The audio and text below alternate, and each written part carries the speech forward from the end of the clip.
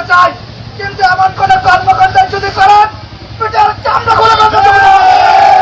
আমি তাদেরকে দায়িত্বহীন করতে বলতে চাই, তারা দেশে আছে, শুধু শুধু তাদেরকে ডিস্টার্ব করবেন না। আমরা তাদেরকে বিরক্ত করে নাই। আপনারা বাইরে পলাতক থেকে যদি হুকুম তুলে দেন তাহলে কিন্তু বাকিরা কষ্ট করবে।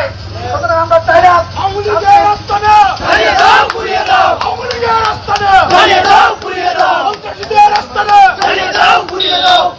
শান্তির জনপদ সন্দীপ এটাকে অশান্ত করবেন না।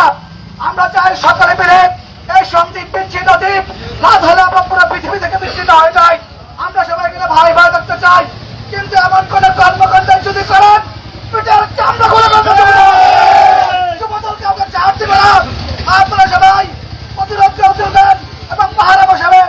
এই আহ্বান জানিয়ে আগামী জুলাই মাস পুরো মাসে যুবদল সন্দীপের আন্দোলন ঘোষণা করবেন। এইটুকু অপেক্ষা করার জন্য আহ্বান জানিয়ে সবাইকে ধন্যবাদ জানিয়ে আমি আমার বক্তব্য শেষ করছি। খোদা হাফেজ, আমাদেরকে দাও।